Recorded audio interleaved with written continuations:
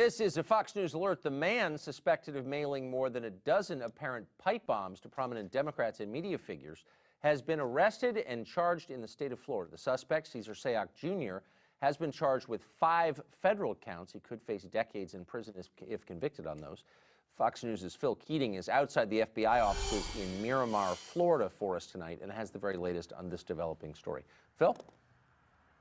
Tucker, the man accused of mailing political pipe bomb packages to 14 high-profile Democrats over the past 4 days.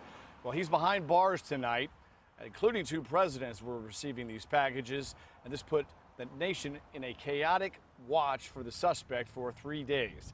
56-year-old Cesar Sayoc, described by those who knew him as a hateful, disturbed man with extreme political views, seen walking in custody this afternoon from the Miami FBI building to an SUV to be transported to downtown Miami's Federal Detention Center, where he is tonight. 56-year-old Sayoc now faces 5 federal counts, including illegal mailing of explosives and making threats against former presidents. If convicted on each, he faces 48 years in federal prison, basically the rest of his life. After a 4th morning of political pipe bombs being discovered, suddenly the FBI made the arrest at an AutoZone parking lot in Broward County. That revealed the man's very unique van, which he'd apparently been living in, placarded with dozens upon dozens of ideological stickers and decals, including one of President Trump rising from the flames of a burning American flag and a Hillary Clinton face in the crosshairs. That van was then covered with a blue tarp and escorted under heavy guard to the FBI's Miami division, all broadcast live on national TV. This afternoon from Washington, the Attorney General said any political zealot who turns violent of any stripe will pay heavily. We will bring the full force of law against anyone who attempts to use threats, intimidation, and outright violence to further an agenda. We will find you, we will prosecute you to the fullest extent of the law. Federal investigators suspected that the package bombs may have come from the South Florida Postal Sorting Center, and overnight, sure enough, after evacuating the building, FBI and Miami-Dade police went in, searched, and found bomb number 11, that one addressed to Democratic Senator Cory Booker. It was there but had not yet been sent off to his office. Now, Sayoc has a lengthy criminal history going back numerous years that includes a 2002 threat to use a bomb and a 2014 shoplifting case. Well, those put his fingerprints in the national database, and that helped FBI agents make a match to a fingerprint found on the package sent to California's Maxine Waters. Tucker. Phil Keating for us in Florida tonight. Thank you, Phil. Dan Bongino, former Secret Service agent, author of Spygate, joins us tonight. Dan, this, I guess this is always true, is not exactly what we expected. When this man's apprehended, he turns out to be a middle-aged male stripper who identifies as an American Indian. These bombs may or may not have been operative. What do we know about this story that we didn't know yesterday? What conclusions can we draw from the facts we have right now? Well, I can say having worked protective intelligence cases in the Secret Service for many years, which are the cases where we investigate threat cases, basically, out of the New York office, which was very busy, that the pattern here is actually not that unusual. I've actually discussed this on Fox a couple times before, Tucker. When you see movies like In the Line of Fire, a lot of people are obviously influenced by what happens in Hollywood. They think that's the real world. You see this target that's singularly focused on one subject. Taxi driver with, to use the De Niro movie, right? That's not the way it really works in the real world. What you see is pretty common with what you saw with the accused attacker today, where what we call target shifting, where they actually pick multiple targets at the same time. That's more common in the real world, and from our perspective, is indicative of a greater danger than that one person who focuses on that one, so it stalks that one person. Oh, well, for sure. What do you make of the fact that none of these devices exploded? And I just want to be clear, that doesn't minimize the terror that they inspired. Sure. It's horrifying. But does it tell us something that they didn't go off? Were they intended to go off and he was an inept bomb maker? What can we conclude? Well, there's only two possible explanations for this. One is that he didn't intend them to go off and had done his homework on it and intended them, as you said, to inspire terror. Again, no less devious, as you said, but obviously less deadly if they don't go off than if they do. Right. The second explanation, which I believe is more plausible in this case, is that he just was completely inept. The word you used, I think, is accurate. I think he was just entirely, completely inept, Tucker. I mean, the mistakes in this case, thankfully, I mean, and I say that in a positive way, the mistakes in this case are just incredible. Simple misspellings of names, sending packages to CNN where John Brennan doesn't even work. I mean, the use of tape. You know, Tucker, that's how they get fingerprints, tape. That's how latent print officers in police departments get fingerprints, using tape. It's just such an amateur hour operation, thankfully, that I think inept is the proper word. I don't think he intended these things not to go off. I think he was just really bad at this, if the accusations are correct.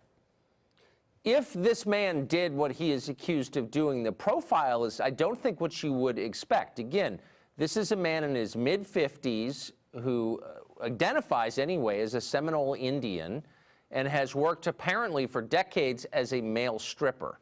You typically think of crimes like this as being committed by young men. He's not. Neither was the shooter in Las Vegas. Are we wrong in thinking that mass killing is typically inspired or carried out by young people?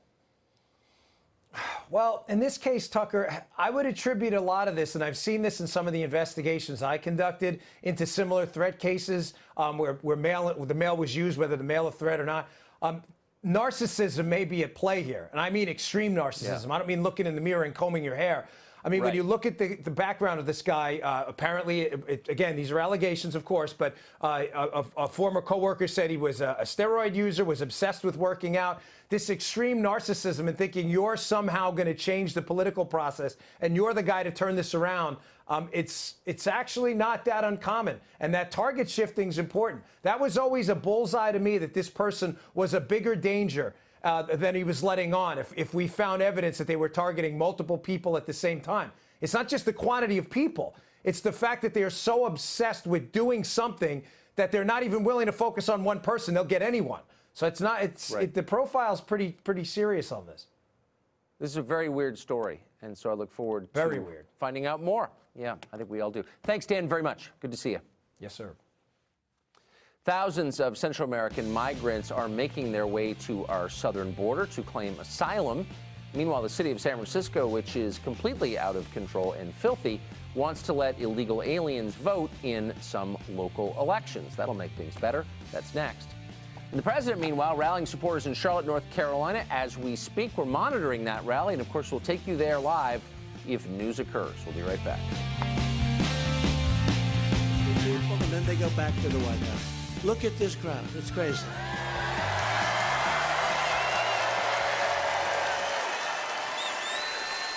Go out and vote for more.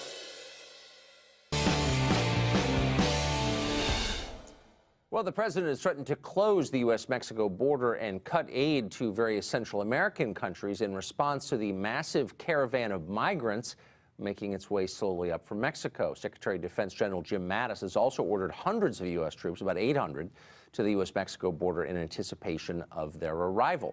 Roberto Hernandez is an immigration advocate who lives in San Francisco. He says he's happy the migrants are coming. He joins us tonight. Roberto, thanks very much for coming on. I don't expect to convince you to change your views on immigration. We've talked many times. I know what they are. But I applaud you for being more honest than most on the left in saying out loud what you really want. So I want to use you to inform our viewers about the aims of the left. Tell me what the justification for this group coming here is. If they wanted asylum, they could have applied in the embassy in Tegucigalpa. They're instead coming to our border. Are they claiming that they're refugees, fleeing a war? If so, what war? What is the justification for this? Good evening. First of all, let's go to our history. You know, here in the Americas, no, let's not. Let's just go to the question. The world. Okay. Look at all the Europeans that came here. This was Native American land, and Europeans came here. Okay.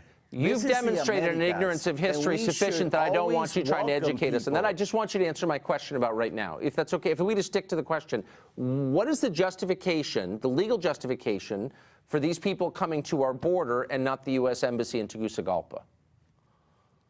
Well, if you look at the role of the United States in Central America, in Nicaragua, in Honduras, in Guatemala, and other countries in Latin America, the United States has promoted wars to protect corporate interests in a lot of these countries. And so you have a lot of people who have been affected by these wars, and it's caused poverty in a lot of these countries. And currently there is a political climate in a lot of these countries, and people are coming here looking for refugee. So And let's hold on. No, okay, I'm going to try and take you seriously. The United Nations is supporting. Did you know that? But the United Nations it doesn't. is out there right nothing now, the United Nations does matters to me or surprises me. But let me hold on. Let me just ask you. Through the caravan. I'm trying to take you seriously. You said most of them in the first caravan are coming from Honduras. What war specifically are you talking about that the United States promoted? Whose interests were benefiting from that war? And when did that war end? What are you talking about specifically? Specifically, look at the role of the U.S. government in Honduras. I mean, we can go here all day, all night. What war but we are don't you have that talking much about? time. So I want to make just sure give me the that war. Tell me when it ended. Understand that I'm trying. Okay, let me ask you this: do you know of any involvement of the U.S. in Honduras? So what you're saying is you don't really know what you're. Hold on. What you're saying is you don't really know what you're talking about, but you're throwing out a talking then you point. Need to do. Then we need to have a show just to talk about the U.S. government's involvement in Central America and the rest of Latin America. I'm asking you specifically, what war in Honduras are you talking about that the United States inspired that justifies this migrant caravan? What war? When did that war end? What year? What are you talking about, or do you not know? What I do. Okay, let's look at the role of the military of the U.S. currently in Honduras. No, but you said there was a war. So you're totally ignorant of the history of Honduras, but you are lecturing us about our responsibility to let these people in because of a war that we started, but you can't tell us what war or what year it ended. I think that's what you're saying. And not only that, but it's the involvement of the U.S. in Honduras and Central America. We've talked about this so before. Obviously history is not your subject. Let's go to something. And that's fine with me. I'm not sure we're disagreeing. I think the United Nations currently is supporting this caravan. Why would the United Nations be supporting and helping these people? And not then account. Trump I goes can't imagine why the UN does a lot of things. That the U.S. should stop Mexico from letting these people come here. Let me. We're going to change the category to the 200 category. Let's see if you can answer this. Okay. San Francisco has now announced that illegal aliens, people who have no right to be here, will be allowed to vote in local school board elections. You live in the city. You think this is a great idea. Do you think Americans who sneak into other people's countries ought to be allowed to vote in their elections? Well, let's look at how many white people live in Mexico. The Mexican government doesn't harass them. But let's look at. Are they allowed to vote in elections? Look how many people did not vote in this last election. Look at the numbers. Okay. I would say as a performance artist, you're talented, but I just want to get at one straight answer. Are Americans who sneak into other people's countries without permission allowed, do they have a right to vote in those countries' elections? Do I have a right to sneak into Mexico and announce that I get to vote there? And if you don't let me, you're a racist. Is that a human right that I possess? So let's get it clear. In San Francisco, these individuals that are being allowed to vote are only voting for the election for the members of the Board of Education. Another question unanswered. And all right. these people, right, should have the right to vote specifically for those who are going to make policies and decisions affecting their children. Okay, so I asked you a couple simple questions. You couldn't come up with an answer. Text me later if those answers come to you. Okay, Roberto, I appreciate it. Thank you very much. Victor Davis Hanson lives in California as well. He's a senior fellow at the Hoover Institution in the Bay Area, and he joins us tonight. So it does raise, I think, I mean, tell me if I'm overstating the importance of this, but California allowing illegal aliens to vote in school board elections can be written off as it's just a school board. But how, philosophically, is that different from letting them vote in any other election? Well, it's the beginning of the erosion of the federal electoral law, as we saw with sanctuary cities, but it's part of a message that we're sending. If you have 500 jurisdictions where immigration law doesn't apply and you start allowing people to vote in local, then it might be state and eventually federal, it sends a message to these caravans that there's already 22 million people here who came illegally. There's another 40 million who came legally. And it's a place where if you get across legally, you're going to be able to function as a citizen. And then they have a lot more, the caravan people have a lot more strategic assessment, a much more astute one than we do. They have, the governments of Central America and Mexico get $60 billion in their remittances. They want it. Employers, it's a boom economy. They need cheap labor. The identity politics, as your guest illustrated, they want them, and the Democratic Party want. The only people who want to follow the law are your viewers, the ordinary voters without a lot of clout. But I think they understand that there's only two ways to stop them once they get here, Tucker. You either have to have a wall or you have to use force. 800 soldiers, or even the border patrols we saw with Mexico when they crashed through, is not going to stop them. You need 3 divisions. Right. So we don't have a wall. And the optics of using tear gas or rubber bullets will be as bad as children being separated. And that's what they're counting on. Exactly. What we need is what every country in the world throughout history. Saudi Arabia has a 500-mile wall. Israel has a wall. Greece, Turkey, Eastern Europe. Then it changes the dialectic and it makes them try to come through a physical barrier, and they have to be the aggressor. And usually the people who might get through are going to be young males who are easily more deportable than women and children. But we say to them, here's our wall. We don't want to oppress you. Just stay on your side. But if you don't have a wall, then we have to be preemptive and have the whole messy use of force, and they count on that. And I think that's what's behind it. And I'm not optimistic. No, I'm not optimistic at all. But I also wonder, this is not the end, but the beginning. These migrants are claiming refugee status because of political instability in Central America. But by recent historical standards, things are relatively peaceful in Central America. What if there really is a revolution or another civil war or a natural disaster in any of these countries? Could we potentially get an enormous wave, like a real wave? Tens, hundreds of thousands of people on the southern border. Well, I live in a state where 1 out of every 4 people was not born in the United States, and not all of them, about only 60% are legal. And this is the time when we've rejected assimilation, integration, intermarriage, the melting pot, and have opted for the identity politics salad bowl. So we are getting into a tribal society. And one final thing about your speaker, he said that this Western civilization in California is sort of an artificial construct, but they have many alternatives of indigenous people. They can make a left turn and go south into Oaxaca and enjoy an indigenous person's paradise. But they're going into an artificial civilization, according to the speaker, that they should detest, because he says it's antithetical to the Native American experience. But when we formed California, there were only 15,000 Mexican nationals in this huge state. It was almost empty. So this myth that there were millions of indigenous people here and then they were displaced by so-called white Europeans is historically inaccurate. And we didn't have these discussions when we believed in the melting pot and we had secure borders and legal, measured, meritocratic, and diverse immigration. Of course, and many Mexican nationals are themselves the descendants of European conquistadors who oppressed the indigenous population. So it's a lot more complicated than we're pretending, as you well know. Professor, thank you. Great to see you, as always. Well, Democrats have been promising America a blue wave for months. Are they going to get it? Some of their wackier candidates may be slowing that wave down. Lisa Booth has been taking a careful look at those candidates, and she joins us after the break.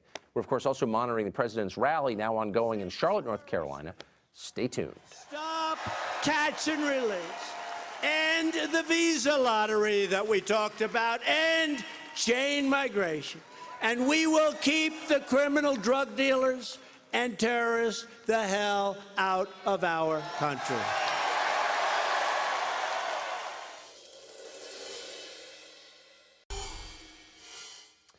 Midterm elections less than 2 weeks away. Democrats have raised unprecedented amounts of money, really historic amounts. There are also historic levels of voter enthusiasm among Democrats, and the party hopes that all of that will propel a metaphorical blue wave. Only one thing stands in the way at this stage: the quality of some of their candidates. It's low.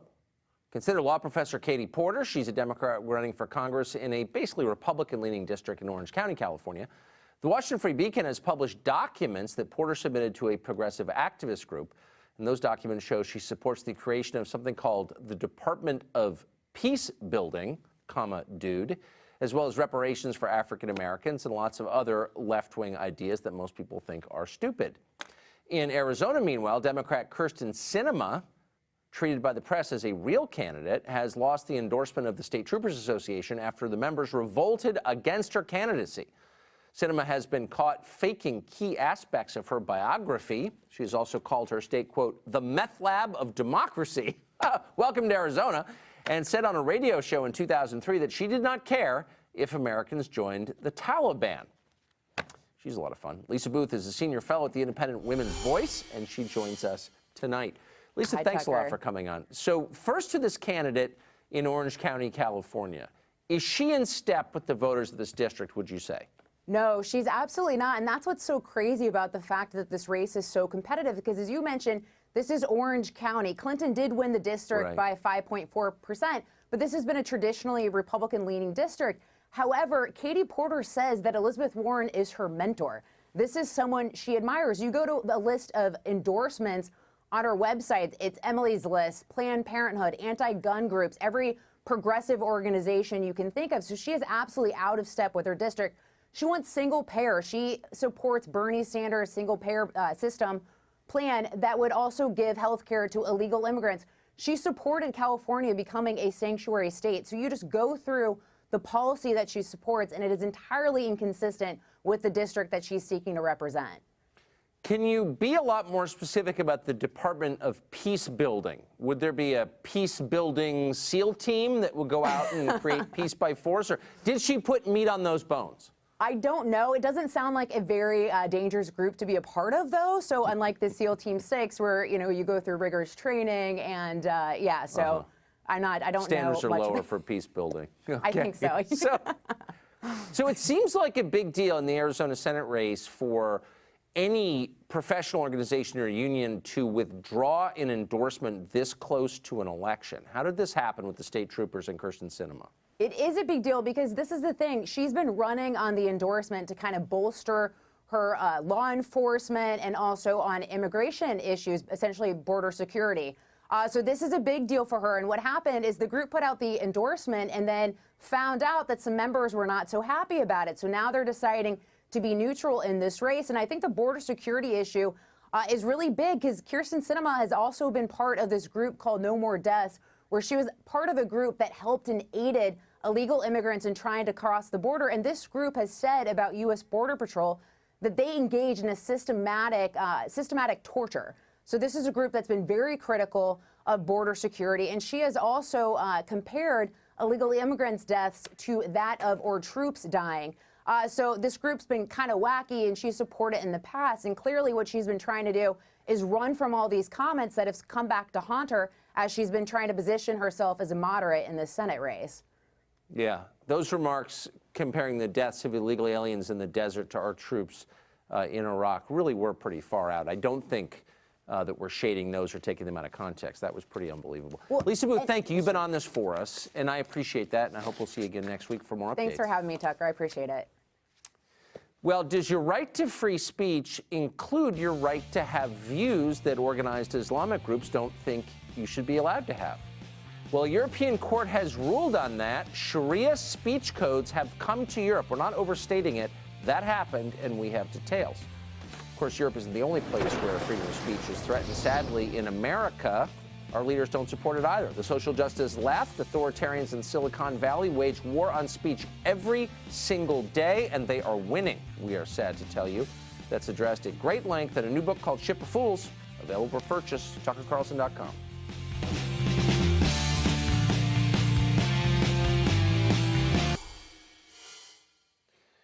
A European court has determined that a Muslim's right not to be offended takes priority over the majority's right to free speech. That's not an interpretation. They said that out loud. Here's the case. An Austrian woman was convicted of, quote, disparaging religion. She was fined more than $500. Her crime was suggesting that Muhammad's marriage to a 6-year-old constituted a form of pedophilia. She claimed her comments were protected by the freedom of speech because she is a European, and traditionally they would have been, but things have changed now. The European Court of Human Rights disagrees with her. They affirmed her conviction. They said that they needed to balance her, quote, right to freedom of expression with the right of others to have their religious feelings protected. Brendan O'Neill is editor of Spiked Online and a columnist for Reason Magazine, and he joins us tonight. Brendan, thanks for coming on. Just as a factual matter, did I misstate any of that? I mean, are those the facts of the case? Those are the facts of the case. It's pretty shocking. In 2009, this woman, whose name is not being given out in public, she gave a seminar in Austria in which she said that Muhammad behaved like a paedophile, and she was charged with inciting religious hatred. And she appealed to the European Court of Human Rights, believing that a Court of Human Rights might actually defend her rights. But the European Court of Human Rights has decreed that the court was right to punish her for making these comments. And furthermore, the European Court of Human Rights establishes precedent across Europe. So we now have effectively been warned, all Europeans, that you are forbidden from making this comment about Muhammad. So in other words, a standard that has long prevailed in the Islamic world, which is that you can be punished for criticizing Muhammad, is now the law in Europe. Exactly right. And I think this is pretty terrifying because what we are witnessing in Europe is the return of blasphemy law by the back door. You know, people fought long and hard in many European countries for the right to question religion, to mock gods, to make fun of prophets. This is a long, hard fought for liberty. It's now being overturned by these new forms of blasphemy law, which really are rehabilitating quite medieval laws, which tell us that there are certain things about religious gods and prophets that we are not allowed to say. I think it is a brazen and terrifying attack on freedom of speech. Yes, and one specific religion. I mean, I assume you're still free to attack the Archbishop of Canterbury. In fact, of course you are. It's Islam. So, but let me ask you this. The guardians of the First Amendment in any society, of course, are journalists. I mean, that's their role in a society. But my sense is the European press has not reacted like their house is burning down to this. They haven't raised a hue and cry over it, or have I missed that? They haven't, not yet. I'm optimistic that something might happen because this is a pretty extreme case. But the problem we face in Europe, of course, is that Islam is offered the kind of protections that no other religion enjoys. We have the term Islamophobia, which is used against anyone who simply raises criticisms of the Quran or the hijab or any other aspect of Islamic practices or Islamic behavior. There's a real culture of conformism and censorship around the issue of Islam in particular, which means that unfortunately many journalists probably will not take to task this court ruling in the way that they should. I think what we have to recognize is that freedom of speech by its very definition includes the freedom to offend. And what the court has done it has said that people's religious feelings trump the freedom of speech. I think that's a really dangerous road to go down because nobody's feelings should trump the right of anyone else to say what they believe. Of course. But and this is a much longer conversation, which maybe you can come back and we can have, but it's not simply a failure to defend speech, it's also kind of continent-wide self-hatred. Yes. What people are saying is the culture, our culture, should bow down before another culture, minority culture from another part of the world. I mean, a healthy society would not take this position, right? A society that hates itself would. That's absolutely right. I think what we are doing is we are demolishing one of the key principles of modern Europe. In the wake of the Enlightenment and the Renaissance, Europe propelled itself forward and started to believe in freedom and choice and the right to express yourself. We are now backtracking on those great historic gains, and we are allowing a new form of censorship to come through. I also think it's a very dangerous ruling. We have many radical Islamists in Europe, and the court has now basically said it is impermissible for people to say this thing about Muhammad. What message does that send to these people? It tells them that if they hear someone say this, maybe they can punish them. Maybe they can reprimand them. Exactly. That's exactly right. In the way they did with Charlie Hebdo. I think this is green-lighting pretty violent responses to criticisms of Islam. Brendan, thank you, and I hope you will come back. Nice Thank you, input. Tucker. NBC News and Time Magazine both, in effect, did PR for a creepy porn lawyer. They hid facts about him the public had a right to know. Why did they do that? We'll explain it to you next.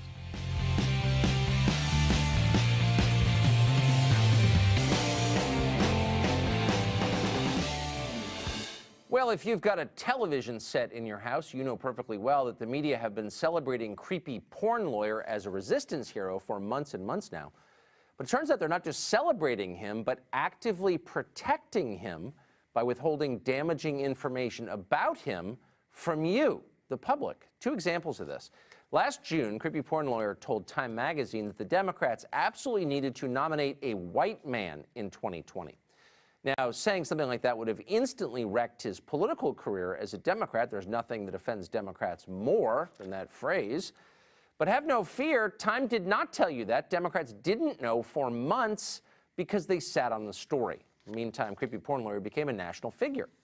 NBC News, by the way, did exactly the same thing to even more political effect.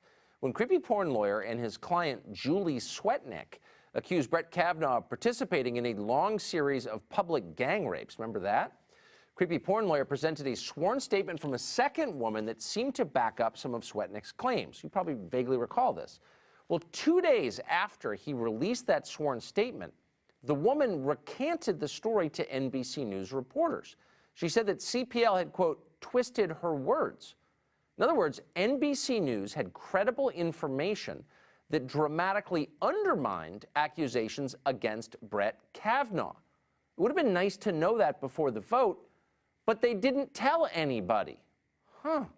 Are you surprised? Well, only if you imagine NBC News was still a news organization and not a particularly clumsy arm of the Democratic Party, which, needless to say, they are, because it was, of course, NBC that leaked the Access Hollywood tape to the Washington Post just before the presidential election in order to influence the outcome of that election, and later protected Democratic donor and accused rapist Harvey Weinstein. They did all that. And yet it wasn't enough for creepy porn lawyer. Even with NBC's assistant, it has been a tough couple of weeks for him. His client, Stormy Daniels, was ordered to pay Donald Trump's legal fees. His theatrics during the Kavanaugh confirmation helped put Brett Kavanaugh on the Supreme Court. Now the law firm that he runs is facing eviction for failing to pay its rent. He's still one of the best-known Democratic candidates for president, though. How is he likely to do? Chris Hahn is a progressive radio host and a former aide to Senator Chuck Schumer. He joins us tonight from Long Island for a creepy porn lawyer update. Chris, it's great to see you tonight. Thank you. Great to see you, for bringing us up today. So here's my theory. So creepy porn lawyer makes baseless charges against Brett Kavanaugh, accusing him of participating in a rape. He says all of these lunatic things. He doesn't pay his taxes. He's obviously a discredited figure, and not one Democrat criticizes him until he endorses the idea of, and I'm quoting, a white man running for president, at which point all Democrats are like, oh no, it's over. Yeah, it's over. Why didn't anyone note that before? Hold on a minute. I have criticized him on this network several times and said he will never be the Democratic nominee for president. I do love his haircut. I think it's fantastic and very efficient, but I have criticized him politically. I think he is the reason why Susan Collins voted for Brett Kavanaugh, because I thought the Swetnick allegations were very outrageous and hard to prove. That said, he had an affidavit from a client. He was not the one defaming the president or defaming Kavanaugh. It was the client. So look, there are lots of problems with him. He will never, he's a sensationalist. I agree with you up until there, but I just can't let you get away with the lawyer's dodge that it's the client. So it was creepy porn lawyer who brought these allegations forward, who took the deposition, who was the vehicle by which the rest of us know that these allegations were made. And by the way, these allegations were taken with dead seriousness by every news organization in America practically, not this show, but everybody else. And Democrats never said, wait a second, 10 gang rapes in a row? That's ridiculous. They stood and they nodded their heads. Oh, it's very serious. A lot of people took it less than serious, and a lot of people dismissed it and thought that this was adding something to what was some very credible allegations against Kavanaugh. And look, we call him creepy porn are the- lawyer wait, because hold he on. Who are represented those a people, porn though? star. He represented Right. he represented myself. He represented a porn star who we know was paid money not to discuss her affair with the president of the United States. So there is that's why we know him as a porn Can I just ask? lawyer. Wait, hold on. Can I just ask a question? She took money for a voluntary sexual relationship in exchange for not talking about it. We used to call that extortion. did. The mafia specialized in it. But now we're totally cool with it, and we're blaming the guy who had to pay the extortion money.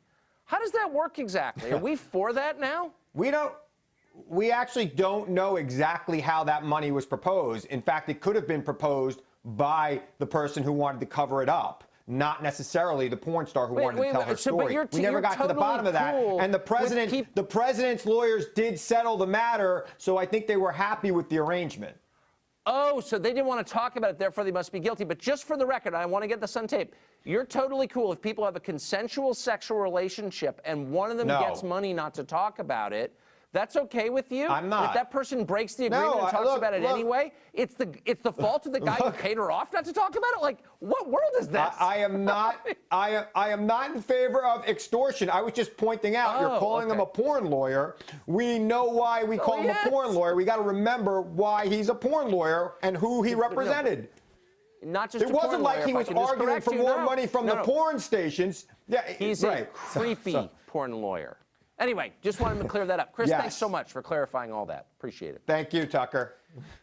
Well, former Trump campaign foreign policy advisor George Papadopoulos now says that he was framed by the FBI. He may seek to undo a plea deal he entered into with Robert Mueller. Ed Henry has the latest for that tonight.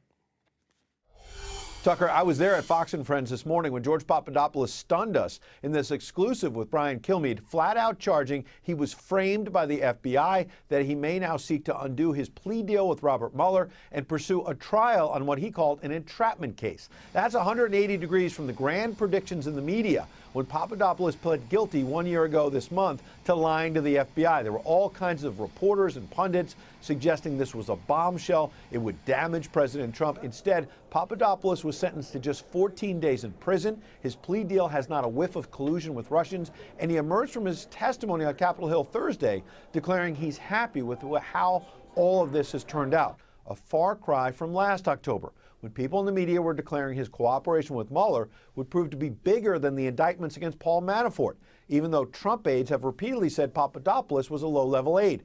Chris Cillizza of CNN insisting, quote, but what Papadopoulos has already admitted to doing, lying to the FBI about his conversations with Russian operatives regarding dirt on Trump's general election opponent, is a very big deal. A bigger deal than the dozen counts laid out in the Manafort indictment. Well, Papadopoulos' interview today raised more questions instead about whether President Trump's campaign was spied upon. Back in December, the New York Times published a story claiming it was Papadopoulos' 2016 meeting with an Australian diplomat that launched the FBI's counterintelligence probe without any help from the Clinton finance dossier. Except a more recent New York Times story said the FBI did not talk to the Australian diplomat until after that counterintelligence probe was already launched, and that there was surveillance of the Trump campaign. It even had a code name, Crossfire Hurricane, which Papadopoulos teed off on today. It seems completely suspicious that a week or so after Joseph Mivsa drops this information on me in London, unsolicited, then Alexander Downer apparently wants to figure out info on this particular topic. It just seems that it was some sort of sting operation gone bad, to be quite honest with you. Republicans on the Hill believe this suggests the special counsel was launched based on trumped-up charges.